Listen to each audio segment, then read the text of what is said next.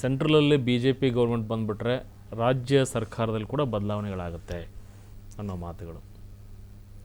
ಅಂದರೆ BJP already ಮುಖಂಡರು ಹೇಳ್ತಾ ಇದ್ದಾರೆ, ಇಲ್ಲಿ ಸರ್ಕಾರ ಬಿದ್ದು ಹೋಗ್ಬಿಡುತ್ತೆ, ನಾವು ಸರ್ಕಾರ ಮಾಡ್ತೀವಿ ಅಂತ. ಇಲ್ಲ ಪಾಪ, ವಿರೋಧ ಪಕ್ಷದವ್ರದ್ದು ಆಸೆ. ನಾನು ತುಂಬ ಚಿಕ್ಕ ವಯಸ್ಸಿನ ಸರ್ಕಾರ ನೋಡಿದ್ದೀನಿ. ಖಂಡಿತವಾಗ್ಲೂ ಕರ್ನಾಟಕ ಸರ್ಕಾರ, ರಾಜ್ಯ ಸರ್ಕಾರ 5 ವರ್ಷ ಪರಿಪೂರ್ಣ ಮಾಡುತ್ತೆ. ಬೀಳಕ್ಕೆ ಯಾರ ಕೈಯಿಂದ ಬೀಳ್ಸೋಕೆ ಆಗೋದಿಲ್ಲ, ಅದು ಅಸಾಧ್ಯವಾದ ಮಾತದು.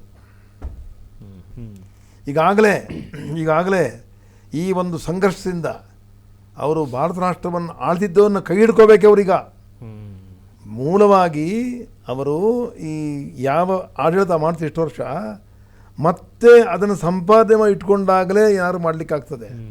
ಕಾನ್ಸಂಟ್ರೇಷನ್ ಅಲ್ಲಿರಬೇಕೆ ಹೊರತು ಸಿದ್ದರಾಮಯ್ಯವ್ರು ಬೀಳಿಸೋ ಬಗ್ಗೆ ಅವ್ರ ಗಮನ ಹೋಗಬಾರ್ದು ಅವರು, ಅಲ್ವೇ? ಅದು ನನಗೇನು ಕಾಣ್ತಾ ಇಲ್ಲ. ಅದು ಈಗ ಕಾಂಗ್ರೆಸ್ ಸರ್ಕಾರಕ್ಕೆ ಏನು ಭೀತಿ ಇಲ್ಲ, ತನ್ನ ಪಾಠ ನಡ್ಕೊಂಡು ಹೋಗುತ್ತೆ. ಇನ್ನು ಮುಂದೆ ಒಳ್ಳೊಳ್ಳೆ ಕೆಲಸಗಳು ಆಗುತ್ತೆ. ನಮ್ಮ ರಾಜ್ಯದಲ್ಲಿ ಒಳ್ಳೊಳ್ಳೆ ಕೆಲಸ ಖಂಡಿತ ಆಗುತ್ತೆ.